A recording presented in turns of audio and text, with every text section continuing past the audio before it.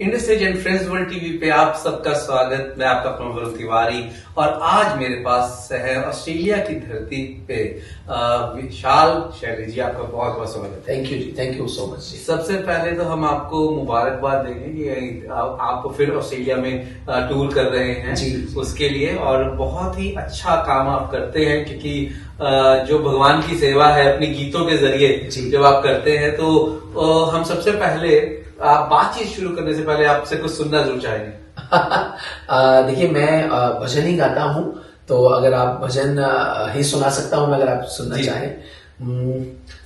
भगवान की कृपा को देख करके मैंने एक भजन लिखा था, मैं उसकी एक लाइन सुना देता हूँ। दुनिया के किसी काम में नाकाम नहीं है, दुनिया के किसी काम में नाकाम नहीं है, हम श्याम लाडले हैं कोई आम नहीं है। धन्यवाद जी। क्या बात है। मुझे याद है कि इस बार मैं दूसरी या तीसरी बार आपके साथ बातचीत कर रहा हूँ मीडियम फ्रेंड्स वर्ल्ड टीवी के माध्यम से, लेकिन मुझे याद है कि लास्ट टाइम आपके पास डफली थी। हाँ जी, और मुझे वो वक्त और वो सीन कभी नहीं भूलता। इस बार भी है, इस बार भी आपके साथ है मेरे पास। जी जी जी। मैं अभी इंटरव्यू के लिए नहीं लाया हूँ, लेकिन वो जब हम कीर्तन में परफॉर्म करेंगे तब होगी हमारे पास। Nice nice. जब भी आपका नाम आता है तो मुझे वो वाला सीन जरूर याद आ जाता है। Thank you so much. कि बहुत ही अच्छा आपका स्टाइल है, आपका जो आप परफॉर्म करते हैं उस टाइम भी, और जब इस तरीके से परफॉर्म करते हैं बहुत ही खूबसूरत तरीका है। सो इस बार आप जब अलग अलग जगह पे परफॉर्म करते हैं, अलग अलग जगह पे, अलग अलग इंडिया में भी, आउट ऑफ इंडिया में भी, तो क्या फर्क है इंडिया में परफॉर्म करने का और आउट ऑफ इंडिया परफॉर्म करने का? अगर मैं आपको सच बताऊं ना जी, जैसे हमें भगवान का भजन करना है, वो चाहे हम इंडिया में कर रहे हैं या इंडिया से बाहर कर रहे हैं, भगवान का भजन तो वैसा ही रहने वाला है। मान लीजिए मुझे कृष्ण जी का भजन गाना है, तो कृष्ण जी तो इंडिया में भी वही है, बाहर आकर भी वही है। तो वैसे कल्चर देखा जाए तो भारत के बाहर देशों का अलग हो सकता है, लेकिन जब भजन किया जाता है तो वो सेम टू सेम होता है। वैसा ही इंडिया में होना है, वैसा ही ऑस्ट्रेलिया में होना है, कनाडा जाऊंगा तो वहां भी वैसा ही होगा। मैं बैंकॉक थाईलैंड कीर्तन करने गया हूँ, सिंगापुर मलेशिया गया हूँ, तो वहां सब जगह सेम होता है। मेरा वही पूछने का मतलब है कि दो चीजें, कि कौन सी कंट्री आपको जी सबसे ज्यादा भाती है कि हाँ यहाँ पे करने का अलग से मजा आता है। दूसरा ये भी पूछना चाहूंगा कि कई बार इंडिया में म्यूजिशियंस ज्यादा होते हैं, तो यहाँ पे कई जगह पे कॉम्प्रोमाइज करना पड़ता है, तो वो उस टॉपिक में मैं बात कर रहा हूँ। थोड़ा सा फर्क तो पड़ता है जी। देखो, एक हो गया जी, मैं भारत में मान लीजिए एक महीने में 20 से 25 कीर्तन करता हूँ, तो 20-25 कीर्तन पे मेरा सेम टीम काम करता है, तो उनको तो मेरे मतलब एक इशारे से पता है कि मैं क्या करने वाला हूं।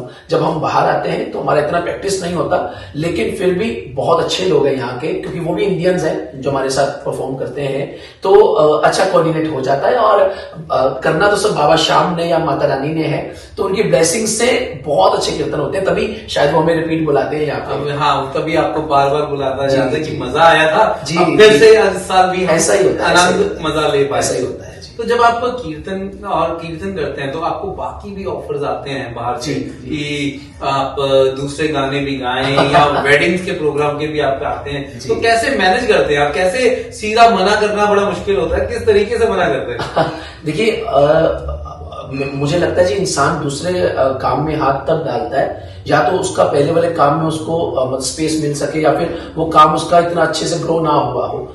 मेरा भजन लाइन ही इतना ज्यादा मतलब फुल हो चुका है, मैं पहली बात तो शादी के इवेंट्स या दूसरे गाने कर ही नहीं पाता।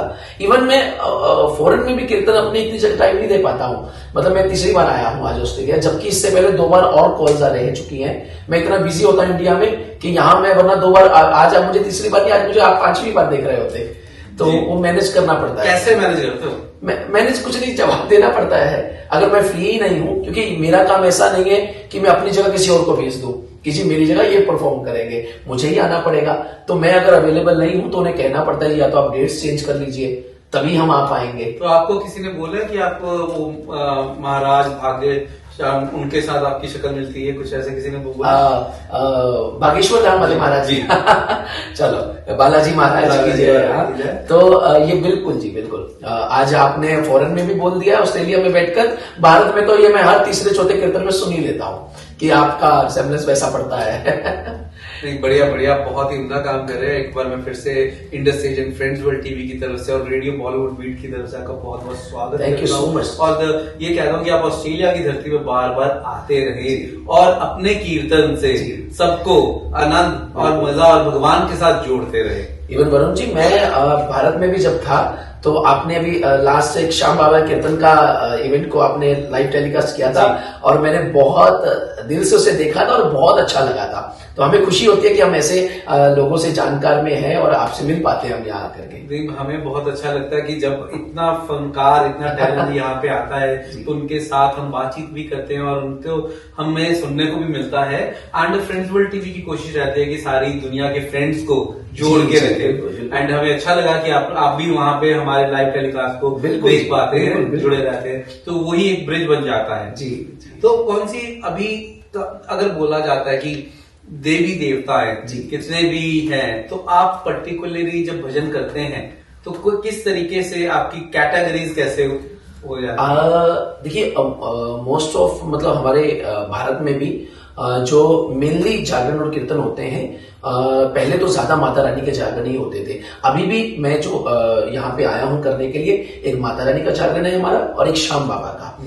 भावना दीदी है मेलबर्न में, जिन्होंने पटियाला की काली मैया है हमारी, उनका मंदिर यहाँ बनवा रखा है मेलबर्न में। तो जो प्रतिमा माता रानी की है काली माता की, वो पटियाला से ही आई है, हमारे भारत से ही। पटियाला में सबसे बड़ा मंदिर है, सबसे बड़ा मंदिर काली माता का, एक कलकत्ता में है और दूसरा पटियाला में बहुत बड़ा मंदिर है। तो वही माता रानी का स्वरूप यहाँ पे है। तो हम माता रानी के जागरण हो गए, श्याम बाबा के, हनुमान जी के, शंकर भगवान के और गणेश जी के, ये हम ज्यादातर करते हैं जी, ज्यादा ये। बहुत बढ़िया। बिकॉज एक आप किस एज में है, स्पेशली यंगस्टर्स को ऐसी वाली जो पोजीशंस मिली हैं, उसमें मैं ये कहूंगा कि बहुत ही बढ़िया, बहुत ही अच्छा काम कर रहे हैं। आप यकीन मानिए, अगर आपने यंगस्टर एज की बात करी है, हमारे भारत में कितनी यूनिवर्सिटीज हमें अप्रोच करती हैं, मतलब जैसे वो भी जागरण करवाते हैं, कोई कोचिंग सेंटर्स हो गए, कोई यूनिवर्सिटीज। थापर यूनिवर्सिटी पटियाला की बहुत फेमस है, तो वहां पर मैंने 8 साल रेगुलर हर साल जागरण किया है, क्योंकि वहां की फैकल्टीज हमें बुलाती थी कि हमारे जो सुनने वाले हैं वो भी बच्चे हैं और जो करने वाले वो भी यंगस्टर हैं। तो ये एक बड़ा अच्छा हो पाता है। ये बहुत ही बढ़िया, बहुत ही बढ़िया। जाने से पहले हम आपसे 2 सवाल पूछेंगे जी। एक तो ये कि जिंदगी को कैसे जीना चाहिए? मुझे ऐसा लगता है जी, मेरे मायने में तो जिंदगी क्या है, अगर आप अपने घर में बड़ों की इज्जत करते हो और बच्चों से प्यार करते हो, ये सिर्फ कहने की बात नहीं, आपके दिल से होना चाहिए जी। अगर आपके सर पे बड़ों का आशीर्वाद है तो ही भगवान आपको आशीर्वाद देते हैं। आप जिंदगी का हर सुख, हर मजा तब ले सकते हो जब आप 4 लोगों के साथ बैठकर खुशी से उसे जी सको। अगर समाज में आपने खूब पैसा कमा लिया, लेकिन समाज में अगर लोग आपकी इज्जत नहीं करते या आपके परिवार वाले आपसे परेशान हैं, तो मैं उस जिंदगी को बिल्कुल ऐसा बोलूंगा जी। लोग कहते हैं स्वर्ग और नरक बाद में मिलता है, नो, स्वर्ग और नरक यहीं पर है।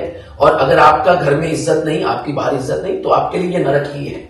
और अगर आपसे 4 लोग अच्छे से मिलते हैं, आप खुश नुमा, आपका दिन शुरू होता है किसी के राम राम से, यार भैया कैसे हो, तो आपकी जिंदगी बहुत खुशहाल है। किसी के काम आ सको आप, भगवान आपको इतना देकर रखे कि आप उसमें से थोड़ा सा किसी के लिए कर सको। और जिस दिन आप किसी के लिए करोगे, उस दिन आपको रात को नींद ऐसी आएगी जो शायद यूं कभी नहीं आ सकती, खुशी वाली नींद आएगी उस दिन। तो क्वेश्चन ये है कि जिंदगी को कैसे जीना चाहिए जी, वो उसका आंसर शॉर्टकट में क्या बोलेंगे आप? शॉर्टकट में भगवान हमें इतना, शॉर्टकट में आंसर तो यह है जी, खुश रहना चाहिए।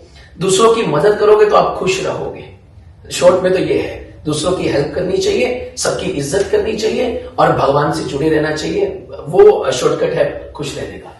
और दूसरा ये क्वेश्चन कि जाते जाते आप सारे ऑस्ट्रेलिया के व्यूअर्स को क्या कहना चाहेंगे, ऑस्ट्रेलिया और पूरे सारे दर्शकों को? जितने भी जने जी फ्रेंड्स देख रहे हैं, उनको मैं बस यही कहूंगा कि आप लोग ऐसे ही मतलब जो भी यहाँ पे हमारे भारतीय निवासी रहते हैं, अगर आप भगवान से प्यार करते हैं तो प्लीज आप हमारे कीर्तन को भी ज्वाइन किया कीजिए। और फ्रेंड्स टीवी के माध्यम से मैं आपसे भी रिक्वेस्ट करूंगा कि आप कोशिश करें इन फ्यूचर हमारे जो कीर्तन यहाँ पे होते हैं, आप अनदर कीर्तन भी लाइव करते हैं, तो हमारे जो इवेंट्स होते हैं आप उन्हें लाइव करें, और ताकि हमारी सारी जनता जो फ्रेंड्स टीवी से जुड़ी हुई है वो सब हमारे कीर्तन का आनंद ले सके। जरूर हम वादा करते हैं आपसे, आपके जरूर हम लाइव टेलीकास्ट जरूर दिखाएंगे। और जाते जाते हम आपको ऐसे छोड़ने नहीं वाले, एक भजन जाते जाते हुए। ठीक है, मैं 2 लाइन सुनाता हूं जी, ये भगवान के शुक्राना के लिए है। मैं जहां भी जाता हूं तेरा संग साया होता है, श्याम बाबा के लिए। मेरे जाने से पहले तू वहां आया होता है, मेरा तो तन है चलता तेरी उसमें सांस है, दुनिया ये ले रही मेरा यूं ही नाम है, किया मेरे सावरे तूने सब काम है, दुनिया ये ले रही मेरा यूं ही नाम है। क्या बात है दोस्तों, आज हमने की बहुत ही अच्छी कुछ बातें, एंड मैं इसी के साथ आपको बहुत बहुत बधाई और बेस्ट विशेष दूंगा आने वाले समय के लिए, और आपके सारे शोज हिट और सुपर हिट चलते रहे, और भगवान का आशीर्वाद तो आप पे है ही, और ऐसे ही आगे बढ़ते रहे। Thank you. इसी के साथ दोस्तों मैं आपसे लेता हूँ इजाजत industries and friends world TV पे। अगर अभी तक आपने एप्स डाउनलोड नहीं की तो जरूर कर लें। तो मैं लेता हूँ इजाजत, नमस्कार। नमस्कार।